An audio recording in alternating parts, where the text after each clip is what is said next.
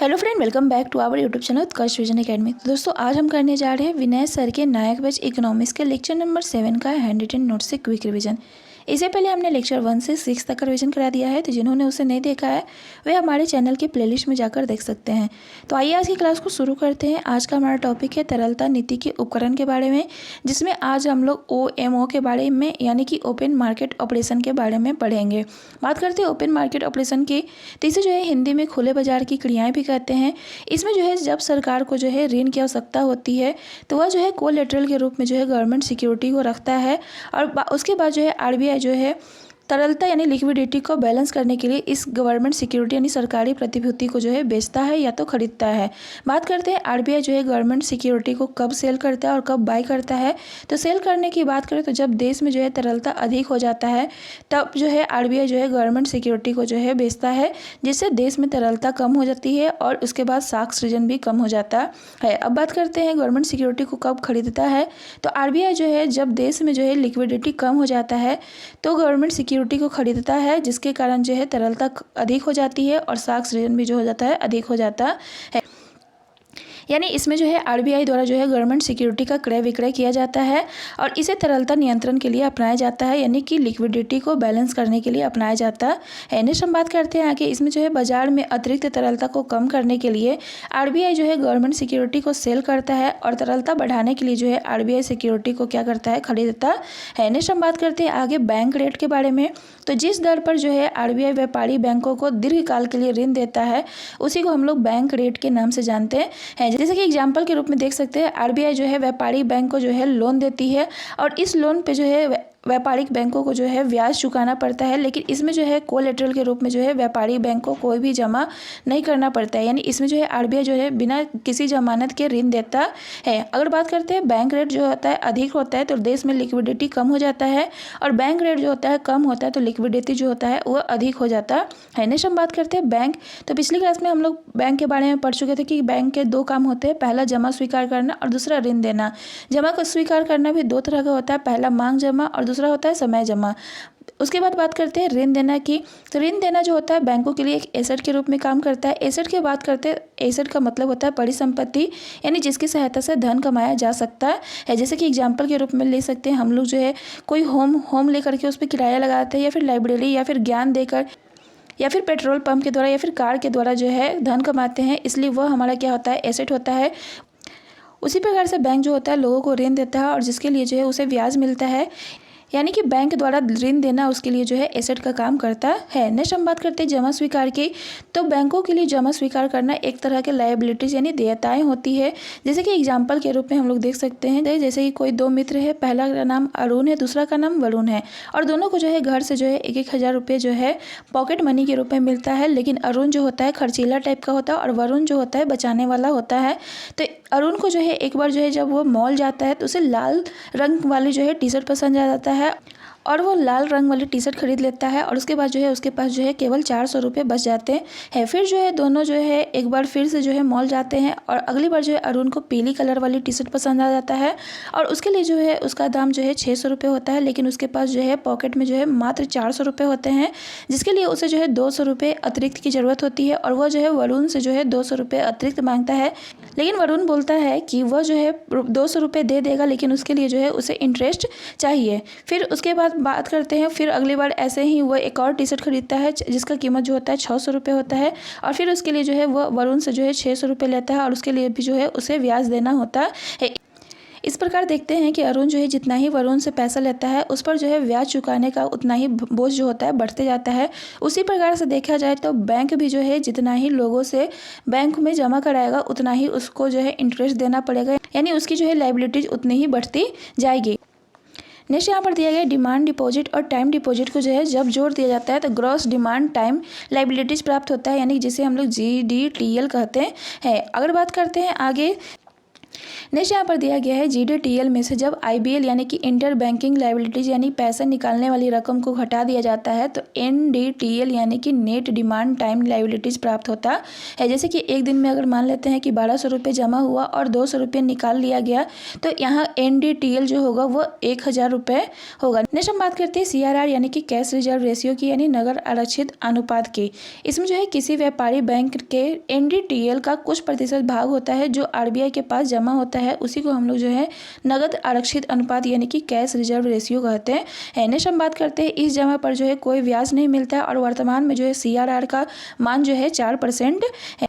Next इसे हम लोग एग्जाम्पल के रूप में देख सकते हैं, जैसे कि कोई बैंक है पीएनबी यानी पंजाब नेशनल बैंक, उसका एनडीटीएल जो है वो 100 रुपीज़ है और उसका जो सीआरआर है 4% है। अगर वो 4% जो है आरबीआई के पास जमा करा देता है सीआरआर के रूप में तो उसके पास जो है केवल 96 रुपये ही होता है जो कि वह लोन दे सकता है। उसके बाद अगर जैसे जैसे सीआरआर को बढ़ाते हैं, जैसे कि 8% कर दिया जाता है तो उसके पास जो है 92 रुपये ही जो है लोगों को लोन देने के लिए रहेगा। और उसके बाद अगर इसका मान और बढ़ा दिया जाता है यानी 10% कर दिया जाता है तो उसके पास 90 रुपये ही होगा जिसे वह लोगों को ऋण दे सकता है। और जैसे जैसे सीआरआर को कम किया जाता है वैसे वैसे बैंकों के पास जो है लोन देने की शक्ति अधिक होते जाती है, यानी कि सीआरआर जितना ही अधिक होगा उतना ही लिक्विडिटी कम होगा और सीआरआर जितना ही कम होगा उतना ही जो है लिक्विडिटी अधिक होगा। नेक्स्ट हम बात करते हैं एसएलआर यानी कि स्टैट्यूटरी लिक्विडिटी रेशियो यानी सांविधिक तरलता अनुपात की। तो यह जो होता है व्यापारी बैंकों के एनडीटीएल का कुछ प्रतिशत भाग होता है जो बैंकों को खुद स्वयं के पास सुरक्षित रखना होता है और यह जो होता है कैश, गोल्ड या फिर गवर्नमेंट सिक्योरिटी के रूप में रखा जा सकता है। वर्तमान में इसका जो मान है वो 18% है। इसे भी हम लोग एग्जांपल के रूप में देख सकते हैं, जैसे कि कोई बैंक है पीएनबी यानी पंजाब नेशनल बैंक जिसका एनडीटीएल जो है 100 रुपये है और एसएलआर के रूप में जो है उसे 18% देना है तो उसके पास जो 82 रुपये ही लोन के रूप में देने के लिए रह जाता है। और जैसे जैसे जो है इसको बढ़ाएंगे वैसे वैसे ही जो है इसका लोन देने की शक्ति जो होगा वो कम होते जाएगा, यानी एसएलआर जितना ही अधिक होगा उतना ही लिक्विडिटी कम होगा और एसएलआर जितना ही कम होगा उतना ही लिक्विडिटी अधिक होगा। तो नेक्स्ट हम आगे बढ़ते हैं, यहाँ पर कुछ क्वेश्चन दिया गया है तो आइए इस क्वेश्चन को डील कर लेते हैं। तो पहला क्वेश्चन है अतिरिक्त मांग की स्थिति को ठीक करने के लिए इनमें से कौन सा मौद्रिक उपाय लागू किया जा सकता है। तो पहला ऑप्शन है रेपो रेट घटाना, ये जो है कथन गलत है। दूसरा है एसएलआर घटाना, ये भी कथन गलत है क्योंकि अतिरिक्त मांग की स्थिति हो तो उसमें जो है एसएलआर बढ़ाना और रेपो रेट को भी बढ़ाया जाना चाहिए। नेक्स्ट हम बात करते हैं आगे क्वेश्चन की, भारतीय मुद्रा प्रणाली में किस बैंक को अंतिम ऋणदाता कहा जाता है। तो भारतीय मुद्रा प्रणाली में जो है आरबीआई को जो है अंतिम ऋणदाता के रूप में जाना जाता है। नेक्स्ट हम बात करते हैं सेंट्रल बैंक ऑफ जिम्बाब्वे विकास को बढ़ावा देने के लिए अर्थव्यवस्था में ब्याज दरों को कम कर रहा है। बैंक अपनी मौद्रिक नीति के रुख में क्या हो रहा है, तो शांतिवादी हो रहा है। नेक्स्ट क्वेश्चन है भारतीय रिजर्व बैंक का राष्ट्रीयकरण जो है 1 जनवरी फिल इन द ब्लैंक्स को प्रभावी हुआ था।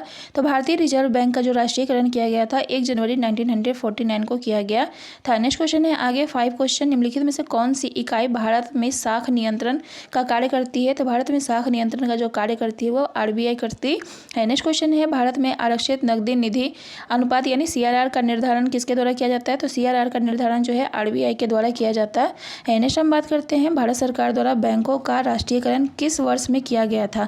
तो भारत सरकार द्वारा बैंकों का राष्ट्रीयकरण जो है 2 बार हुआ था, पहला 69 में और दूसरा जो हुआ था 1980 में। नेक्स्ट क्वेश्चन है इनमें से कौन सा पशु जो है भारतीय रिजर्व बैंक के प्रतीक चिन्ह पर मौजूद है। तो इनमें से जो बाघ पशु है वो भारतीय रिजर्व बैंक के प्रतीक चिन्ह पर मौजूद है। नेक्स्ट क्वेश्चन है निम्नलिखित में से किस वर्ष जो है शक्तिकांत दास को भारतीय रिजर्व बैंक का गवर्नर बनाया गया था। तो शक्तिकांत दास को भारतीय रिजर्व बैंक का गवर्नर जो है 2018 में बनाया गया था। नेक्स्ट क्वेश्चन है आरक्षित नकदी निधि यानी सीआरआर जो है क्या है, यानी यह जो है वाणिज्यिक बैंकों का जमा राशि का वह न्यूनतम अंश होता है जिसे वाणिज्यिक बैंकों को आरबीआई के पास रखना होता है। नेक्स्ट क्वेश्चन है भारतीय रिजर्व बैंक की मुख्य भूमिका क्या है। तो भारतीय रिजर्व बैंक की मुख्य भूमिका यह है कि यह जो है भारत में वित्तीय क्षेत्र का समेकित पर्यवेक्षण करता है। नेक्स्ट क्वेश्चन है निम्नलिखित में से कौन सा नगद आरक्षित अनुपात पद को उचित तरीके से परिभाषित करता है। तो इसका आंसर है जमा का वह प्रतिशत है जो किसी बैंक को भारतीय रिजर्व बैंक के पास नगद आरक्षित के रूप में रखना पड़ता है। नेक्स्ट हम बात करते हैं आगे मुद्रास्फीति से निपटने के लिए आरबीआई द्वारा इनमें से कौन सा उपाय अपनाए जाने की संभावना है। तो मुद्रास्फीति को कम करने के लिए जो है सीआरआर में वृद्धि, रेपो रेट में वृद्धि करना होता है। नेक्स्ट हम बात करते हैं आगे इनमें से कौन सा नियामक निकाय भारत में एकमात्र नोट जारी करने वाला प्राधिकरण प्राधिकरण है? तो भारत में जो है आरबीआई जो है नोट जारी करने वाला प्राधिकरण है। नेक्स्ट हम बात करते हैं भारतीय रिजर्व बैंक के केंद्रीय निदेशक मंडल की नियुक्ति जो है कितने वर्षों के लिए की होती है? तो भारतीय रिजर्व बैंक के केंद्रीय निदेशक मंडलों की नियुक्ति जो होता है 4 वर्ष के लिए होता है। नेक्स्ट क्वेश्चन है भारत में मौद्रिक नीति लागू कौन करता है? तो भारत में मौद्रिक नीति लागू जो होता है आरबीआई के द्वारा किया जाता है। नेक्स्ट क्वेश्चन है भारत सरकार के लिए बैंकर का काम कौन करता है? तो भारत सरकार के बैंकर का काम जो है आरबीआई करता है। नेक्स्ट क्वेश्चन है निम्नलिखित में से वह कौन सी भारत का शीर्ष बैंकिंग संस्था है जो मौद्रिक नीति को नियंत्रित करती है? तो आरबीआई जो है मौद्रिक नीति को नियंत्रित करती है। नेक्स्ट क्वेश्चन है आगे आईडीबीआई यानी भारतीय औद्योगिक विकास बैंक की स्थापना कब हुई थी? तो आईडीबीआई की स्थापना जो है 1964 में की गई थी। नेक्स्ट क्वेश्चन है मौद्रिक नीति का सामान्य लक्ष्य खाली स्थान को सुनिश्चित करना है। तो मौद्रिक नीति का सामान्य लक्ष्य जो है वो अर्थव्यवस्था में मूल स्थिरता को स्थापित करना है। नेक्स्ट क्वेश्चन है निम्नलिखित में से कौन सा कथन गलत है? तो पहला कथन की बात करते हैं, नगद आरक्षित अनुपात जितना अधिक होगा बैंकिंग प्रणाली में तरलता उतनी ही कम होगी, तो ये कथन सही है। दूसरा अगर बात करते हैं सामयिक चल निधि अनुपात जितना कम होगा बैंकिंग प्रणाली में तरलता उतनी ही अधिक होगी, तो ये भी कथन सही है। तीसरा है बैंक दर में वृद्धि से मुद्रा आपूर्ति में कमी आएगी, तो ये भी कथन सही है। यानी इसमें जो है चौथा ऑप्शन जो है गलत है, यानी नगद आरक्षित अनुपात जितना कम होगा बैंकिंग प्रणाली में तरलता उतनी ही कम होगी, यह कथन जो है गलत है। नेक्स्ट क्वेश्चन है निम्नलिखित में से कौन भारतीय रिजर्व बैंक के पहले भारतीय गवर्नर थे? तो आरबीआई के पहले भारतीय गवर्नर जो थे सी डी देशमुख थे। नेक्स्ट हम बात करते हैं आगे निम्नलिखित में से कौन सी संस्था जो है भारत में रेपो रेट और रिवर्स रेपो रेट निर्धारित करती है? तो भारत में रेपो रेट और रिवर्स रेपो रेट जो है आरबीआई के द्वारा निर्धारित की जाती है। नेक्स्ट क्वेश्चन है आगे अर्थव्यवस्था में मुद्रा आपूर्ति को नियंत्रित करने के लिए आरबीआई द्वारा उपयोग किए जाने वाला एक महत्वपूर्ण उपाय एसएलआर है। एसएलआर का फुल फॉर्म क्या है? तो एसएलआर का फुल फॉर्म जो होता है स्टैट्यूटरी लिक्विडिटी रेशियो होता है। नेक्स्ट क्वेश्चन है बैंकों द्वारा अपने सबसे बड़े, सबसे सुरक्षित और सबसे अधिक क्रेडिट वाले ग्राहकों से वसूले जाने वाले अल्पकालिक ऋण पर ब्याज दर को क्या कहा जाता है? तो इसे जो है प्रधान उधार दर कहा जाता है। नेक्स्ट हम बात करते हैं ओपन मार्केट ऑपरेशन आरबीआई द्वारा कितने प्रकार से संचालित किया जाता है? तो ओपन मार्केट ऑपरेशन आरबीआई द्वारा जो है 2 प्रकार से संचालित किया जाता है। तो आज के लिए बस इतना ही, मिलते हैं नेक्स्ट लेक्चर के रिवीजन में, तब तक के लिए बाय बाय।